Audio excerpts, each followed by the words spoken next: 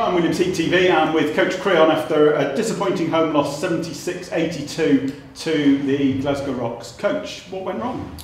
I think it's just one of those games where we couldn't get into fifth gear, kind of like chugging along second, third, got up to fourth, and then all of a sudden back down to third.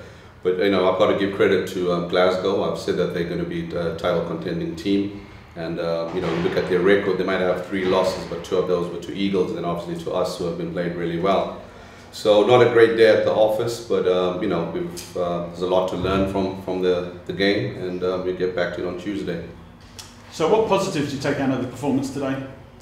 The main positive is that we never gave up. It was just one of those days where jump shots weren't falling. I think our best shooter was Kalen. When he came on, he knocked down one of the threes that we did knock down, and then I just couldn't find the right rotation to get him back into the game, which is something we have to work on, because we usually go to a 2-3 zone when he comes into the game, but the way they were shooting the ball, I couldn't switch back to a 2-3 zone, so we lost his shooting ability.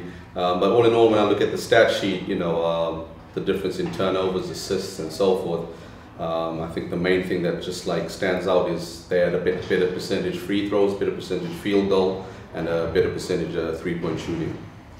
So what do you think of the debut of Travis Holmes? It's always going to be tough, obviously he's been at home working out in America, so he's only like 2-3 days off a plane.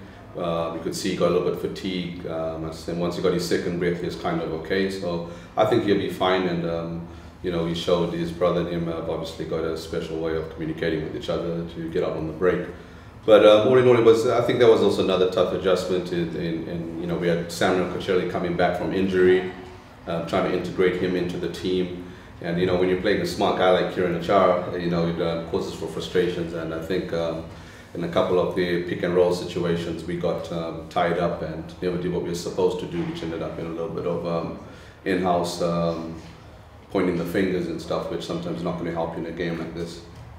So EJ Harrison, your old friend and ex-Heat point guard, he had a splendid game against us, really sort of controlled the pace down the final stretch. Yeah, and I think it was 8 out of 8 from the free throw line to finish us off, really. Yeah, I know. I think we've spent the last 4 Christmases together. He's spending Christmas with me this year. I think the last few I've had the last laugh, but I guess he'll be enjoying this Christmas lunch. But he's a quality player. He made big shots when they needed big shots. He made big passes when they needed a big pass and a big assist.